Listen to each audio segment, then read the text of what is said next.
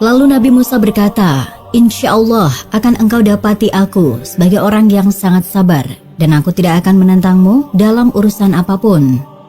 Assalamualaikum warahmatullahi wabarakatuh. Kisah Nabi Musa alaihissalam bertemu Nabi Khidir alaihissalam.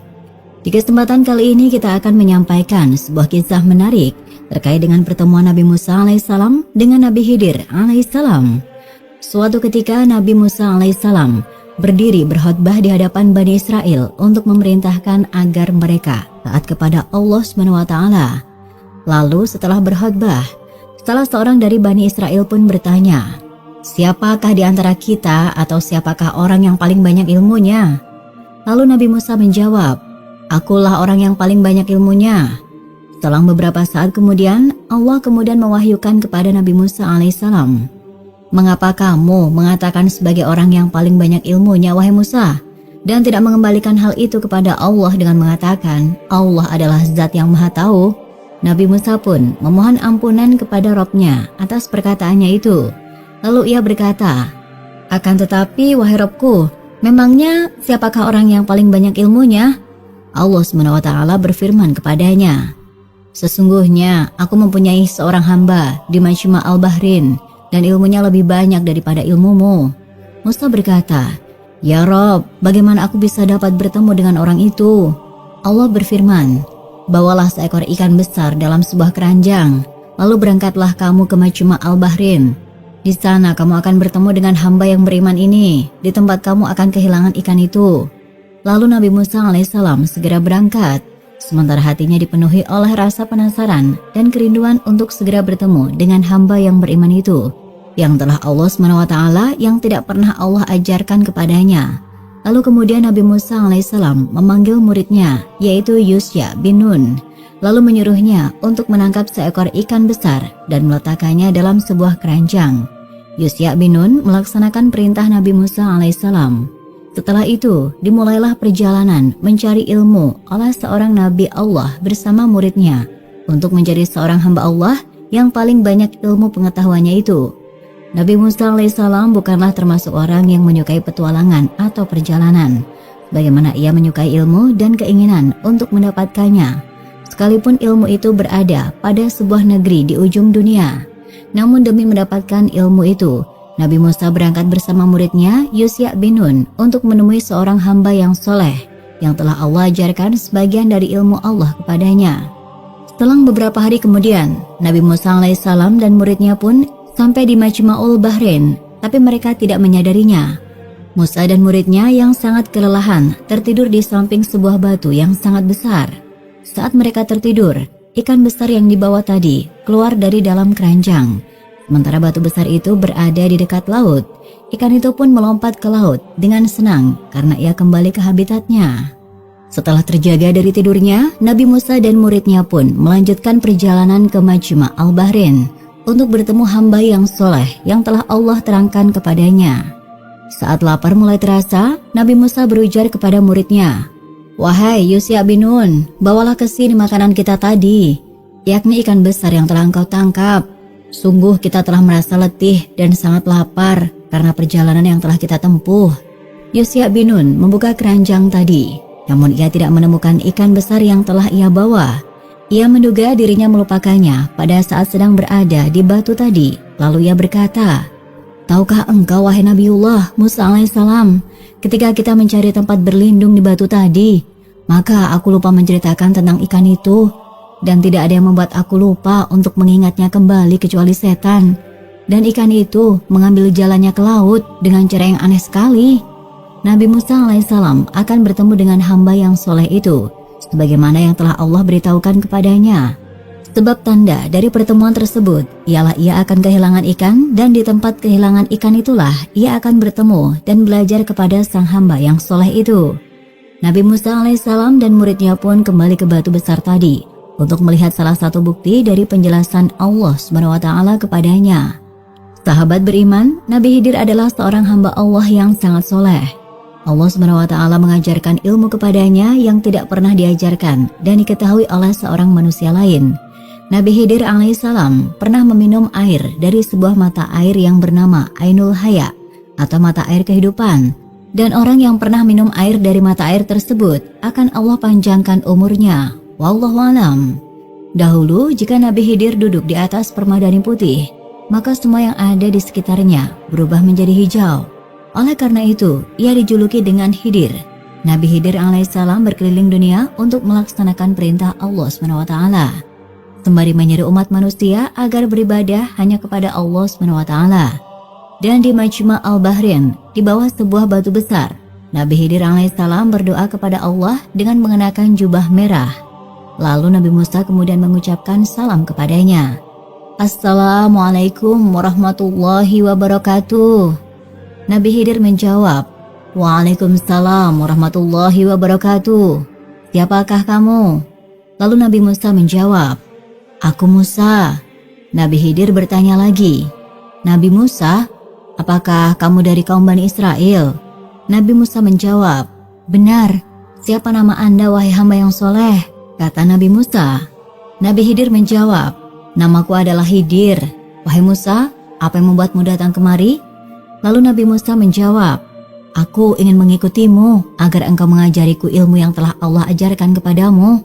Lalu Nabi Khidir pun menjawab, Wahai Musa, aku mengetahui ilmu yang telah Allah ajarkan kepadaku, yang tidak kamu ketahui, dan kamu pun mengetahui ilmu yang telah Allah ajarkan kepadamu, yang tidak aku ketahui. Selain itu kamu juga tidak akan sanggup bersabar atas apa yang kamu lihat wahai Musa alaihissalam. Bagaimana mungkin kamu dapat bersabar atas ilmu yang tidak kamu ketahui sedikit pun tentangnya? Lalu Nabi Musa menjawab, Insya Allah akan engkau dapati aku sebagai orang yang sangat sabar, dan aku tidak akan menentangmu dalam urusan apapun. Lalu Nabi Khidir berkata, Jika demikian, maka janganlah engkau menanyakan kepadaku tentang sesuatu apapun, sampai aku sendiri menerangkannya kepadamu. Inilah syarat yang diterima oleh Nabi Musa alaihissalam. Beberapa saat kemudian, ia pun berjalan bersama Nabi Khidir dan Yusya bin Nun untuk melihat dan mendengar tanpa berbicara sedikit pun. Sampai akhirnya Khidir berbicara dengannya dan menjelaskan rahasia dari pengetahuan itu. Nabi Khidir hamba Allah yang soleh dan Musa serta Yusya bin Nun melanjutkan perjalanan mereka. Nabi Musa alaihissalam dan Nabi Khidir berjalan hingga keduanya sampai di tepi pantai. Lalu Nabi Khidir alaihissalam mengajak untuk meminum air dari sebuah telaga rahasia Allah, yaitu air dari Ainul. Tidak lama kemudian, sebuah perahu melintas di atasnya. Lalu Nabi Khidir memanggilnya, sementara para penumpang perahu itu telah mengenalinya. Kemudian Nabi Khidir alaihissalam, Nabi Musa serta Yusya bin Nun naik ke atas perahu itu bersama mereka yang telah berada di dalamnya. Para penumpang perahu sudah mengenal Nabi Khidir, sehingga mereka mengizinkannya menaiki perahu tanpa memungut bayaran sedikit pun. Sementara itu, Nabi Musa alaihissalam terus menanti dan penasaran apa saja yang akan diajarkan oleh Nabi Khidir alaihissalam kepadanya. Nabi Khidir berdiri bersama Nabi Musa di salah satu ujung perahu. Tiba-tiba seekor burung datang dan hinggap di sisi perahu, lalu mencelupkan paruhnya ke laut dan meminum setetes airnya. Asinnya air laut membuatnya tidak suka. Karenanya burung itu pun terbang lagi dan pergi jauh. Kemudian berkata kepada Nabi Musa, Wahai Musa, sungguh perumpamaan ilmuku, ilmumu dan ilmu seluruh umat manusia dibanding ilmu Allah adalah seperti air laut yang dipatuk oleh burung tadi. Nabi Musa paham bahwa dirinya tengah berada di hadapan orang yang sangat bijak. Ia pun semakin takjub dan sangat hormat kepada Nabi Khidir alaihissalam.